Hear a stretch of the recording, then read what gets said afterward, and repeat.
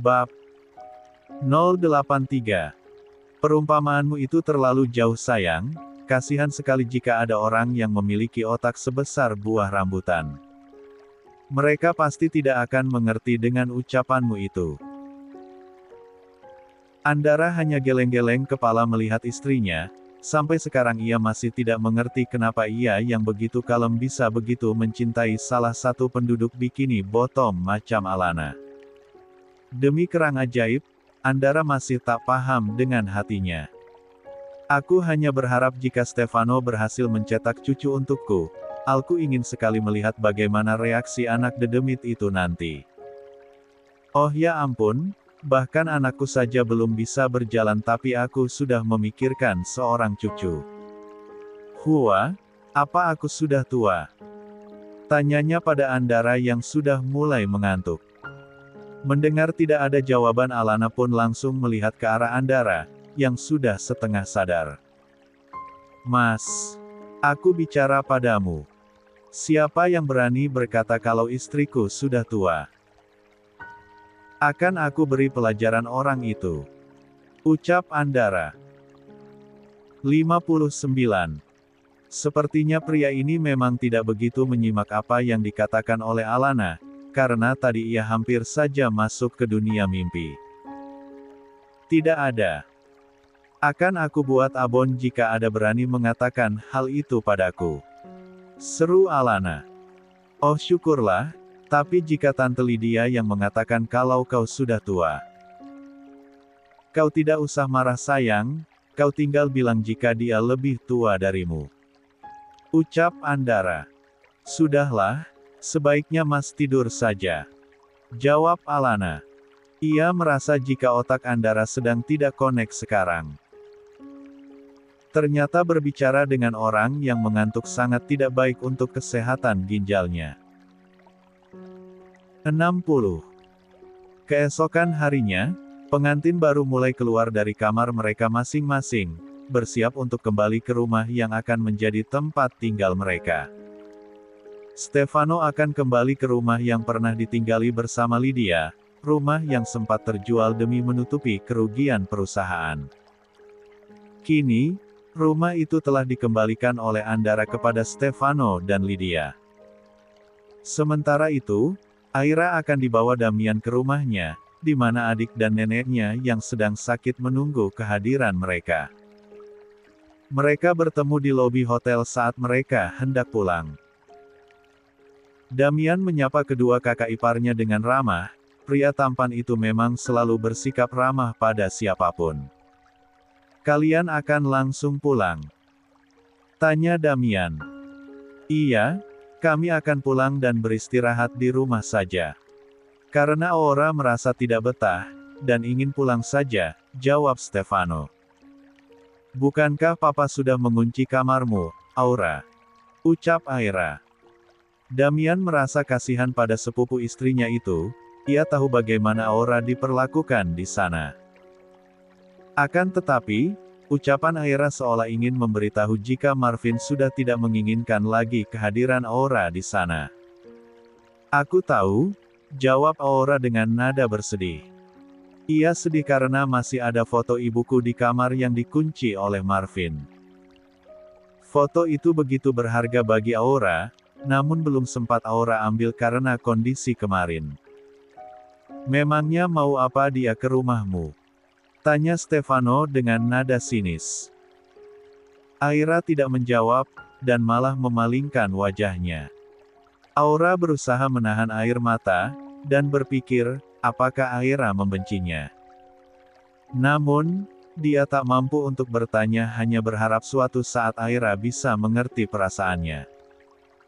Istriku tidak akan pernah menginjakkan kakinya lagi di rumah itu, karena mulai hari ini ia akan tinggal di rumahku sendiri. Jawab Stefano dengan menekankan kata istri, berharap Aira sadar, jika saat ini Aura sudah tidak sendirian lagi dan memiliki dirinya sebagai sandaran hidup. Stefano, kenapa kita tidak tinggal bersama di rumah? Ajak Damian. Ia mengira jika Stefano dan Lydia akan tinggal di rumah yang mereka tempati dulu. Saat mereka sedang berjuang. Rumah itu tidak besar, dan mungkin akan terasa sempit jika mereka bertiga tinggal di sana. Tidak, Papa Andara memberikan aku hadiah rumah. Rumah yang dulu aku dan Oma tempati, jawab Stefano. Oh baiklah, lain kali aku akan main ke sana. Damian berujar, ia merasa tenang karena Stefano akan tinggal di rumah yang nyaman untuk ditempati. Oke, aku tunggu. Baiklah, kami pulang duluan. Pamit Stefano. Saat melewati Aira, Stefano dengan sengaja menyingkirkan rambut panjang Aura dan memperlihatkan jejak-jejak percintaannya di sana. Aira yang melihatnya pun terkejut mendapati jejak-jejak percintaan di leher dan di atas dada Aura, yang tadi memang tertutup oleh rambutnya yang panjang. Ia tidak menyangka jika Aura tidak mendengarkan permintaannya, padahal selama ini ia selalu berbuat baik padanya. Tapi kenapa kini Aura malah menyakiti perasaannya?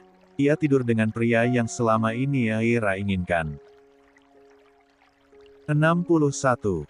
Kau jahat Aura.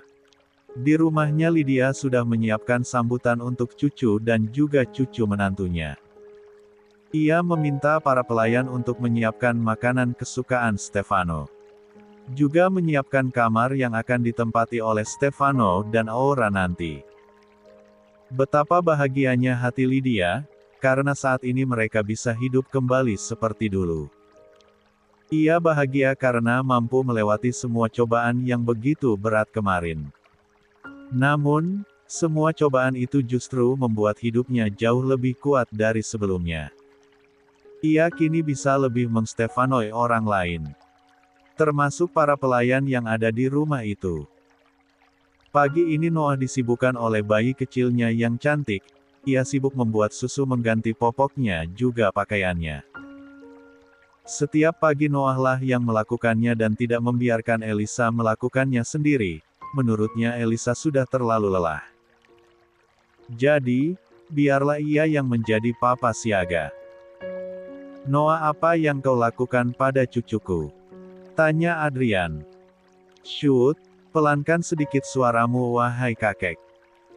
Anakku baru saja tertidur, ucap Noah pada Adrian. Oh oke, jawab Adrian dengan berbisik. Tapi tak urung ia tetap masuk ke dalam kamar cucunya, untuk melihat cucunya yang cantik tertidur. Ya ampun cucuku cantik sekali, ucap Adrian. Astaga, semakin tua semakin susah diberitahu. Bisik Noah gemas melihat kelakuan papanya. Cucu opa mau boneka tidak? Tanya Adrian. Dia masih bayi belum mengerti. Jawab Noah, kedua orang itu kini masih bicara dengan nada berbisik. Astaga, kau pelit sekali. Uangku banyak tinggal belikan saja. Dia masih bayi, mana mengerti main boneka. Nanti dia juga mengerti, jawab Adrian mendelik sebal pada Noah. Nanti opa belikan mobil, apa kau mau? Tanya Adrian lagi sambil terkikik geli. Cepatlah ke kantor, ini sudah siang. Kau sendiri? Tanya Adrian. Teman-temanku mau ke sini, jadi aku tidak ke kantor dulu.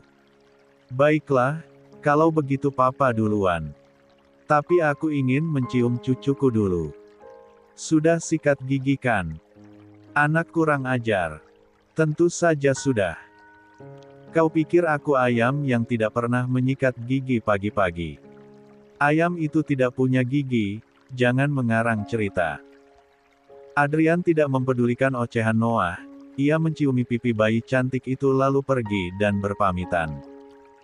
Opa pergi dulu sayang, jangan nakal ya. Nanti opa belikan mainan jika opa pulang bekerja. Ucap Adrian, setelah itu ia pun pergi ke kantor. 62. Begitulah drama pagi yang selalu terjadi di rumah itu. Setiap pagi Adrian akan menemui dulu cucunya sebelum ke kantor. Karena bayi kecil itu menjadi semangat baru untuknya. Di sudut ruangan yang sunyi, seorang ayah dan anak tengah fokus memandangi data-data perusahaan yang akan segera menjadi sasaran mereka. Valdi dan Rhea, mereka, yang kini sedang bekerja sama untuk menggulung perusahaan milik Marvin, Kejora Group. Apakah kita benar-benar harus melakukan ini? Tanya Reyhan. Sudahlah. Aku sedang mencari keadilan atas apa yang telah mereka perbuat, jawab Valdi dengan tegas. Valdi menghela nafas panjang, mengingat semua kejadian buruk yang sudah menimpa Aura putrinya karena perusahaan itu. Entah mengapa, justru semakin Valdi mendalami data-data ini, semakin ia merasa terhanyut dalam kebencian yang mendalam. Bisakah kita memangkas mereka tanpa membuat semua orang di perusahaan itu menderita, Reyhan? Tanya Valdi, berusaha mencari cara untuk meminimalisir dampak yang akan menimpa mereka. Papa, jangan terlalu memikirkan hal itu. Fokus pada apa yang ingin kita capai, kita hanya ingin mencari keadilan. Kita tidak ingin melukai mereka yang tidak bersalah, jawab Reyhan, memberi semangat pada Valdi untuk terus maju dan membalas dendam yang mengakibatkan penderitaan orang lain. Meskipun sebenarnya ia pun tidak tahu apa yang menyebabkan Valdi begitu ingin membalas perbuatan Marvin.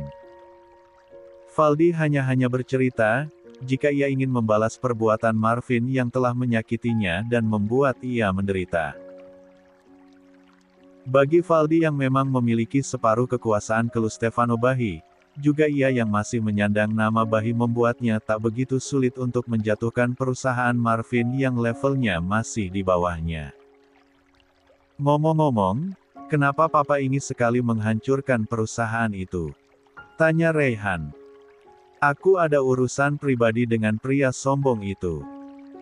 Jawab Valdi. Astaga, orang angku ingin melawan orang sombong. Sungguh aneh, tapi ini nyata. Jawab Reyhan, yang sedari tadi tengah menengotak-atik laptopnya.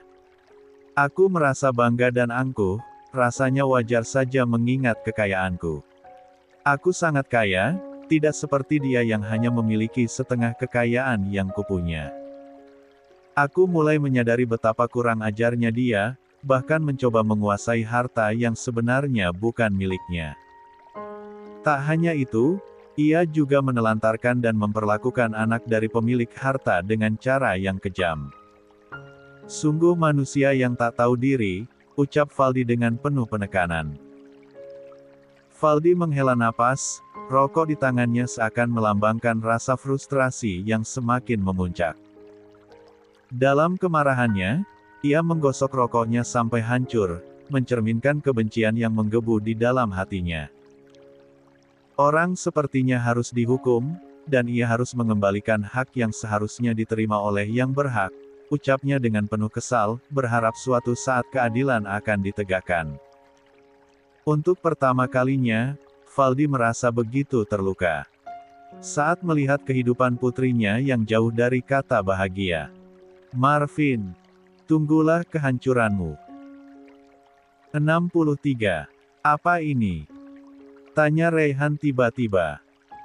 Valdi yang sedang termenung langsung tersadar dan menghampiri Reyhan, yang sejak tadi asyik mengutak-atik laptopnya. Ada apa?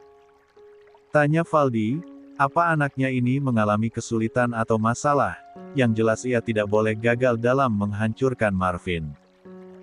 Sepertinya kita keduluan, jawab Reyhan. Apa maksudmu? Tanya Valdi belum paham. Sepertinya memang ada orang yang juga ingin menghancurkan Marvin selain kita. Siapa? Tanya Valdi. Aku sedang berusaha keras menggali informasi tentang orang yang berusaha menghancurkan Marvin. Sepertinya dia benar-benar ingin melakukan ini secara diam-diam, jawab Reyhan. Ternyata makhluk jelek itu memiliki banyak musuh, iya. Celetuknya sambil tersenyum mengejek. Tanpa sadar, dan merenung dalam-dalam, jika ia juga orang jahat.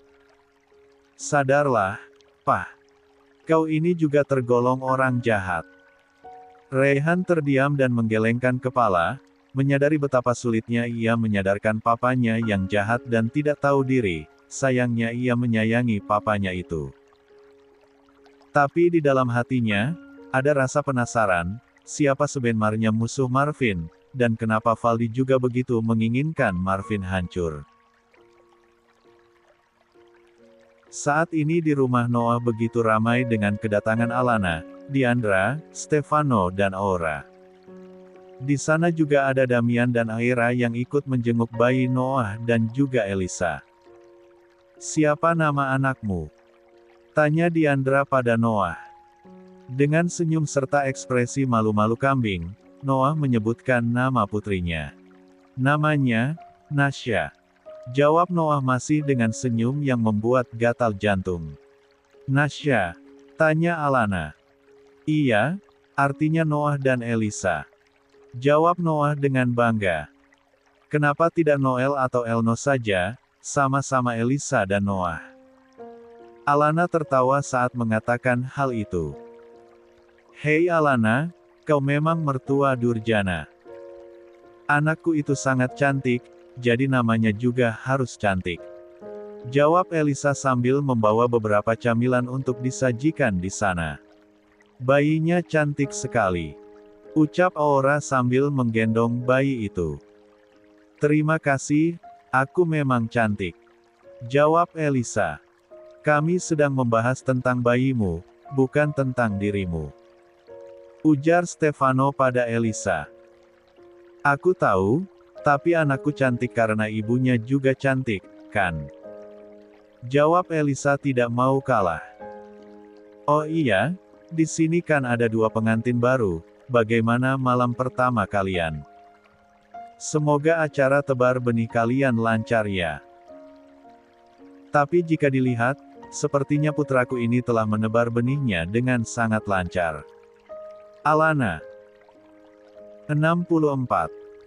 Sengaja mengatakan itu untuk membakar ginjal Aira, syukur-syukur hatinya ikut terpanggang juga, ususnya tergoreng dan otaknya ikutan matang wakakakak. "Tentu saja lancar, dan tunggulah kehadiran cucumu, Mah." Stefano terkekeh saat mengucapkannya. "Ah ya ampun, Diandra kita akan jadi nenek." Alana terbahak saat mengucapkannya, diiringi tawa lainnya yang saling bersahut-sahutan. "Anakku bahkan masih di dalam kandungan, tapi aku sudah mempunyai 2 menantu dan kini juga sedang menanti seorang cucu," tutur Diandra geleng-geleng kepala saat mengatakannya. "Kau tenang saja, lagi pula kami tidak terburu-buru untuk mempunyai anak," ungkap Aira, menjawab ucapan Diandra. Sontak saja Diandra pun merasa terkejut dengan ucapan Aira, "Apa maksudmu? Jangan katakan jika kalian menunda untuk mempunyai seorang bayi.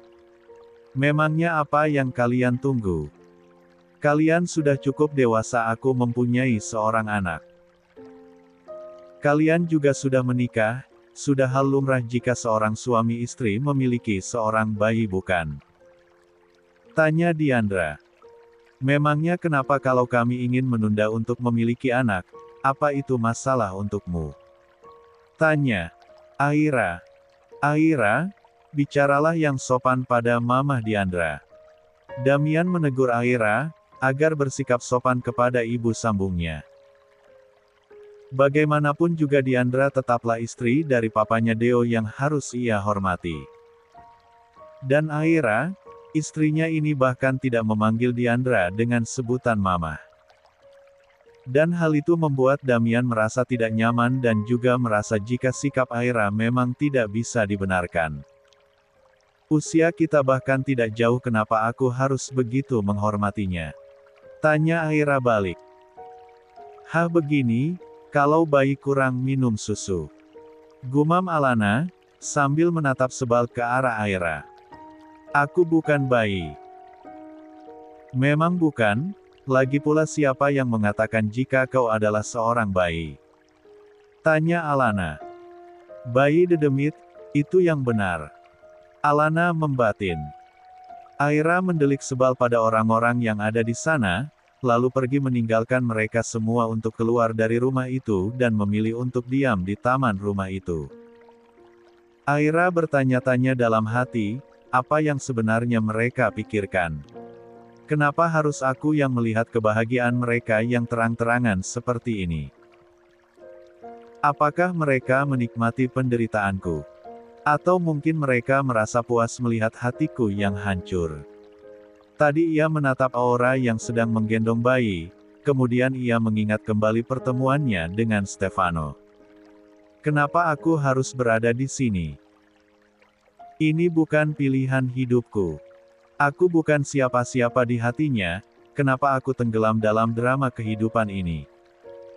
Kesal, Aira memutuskan untuk keluar dan mencari udara segar.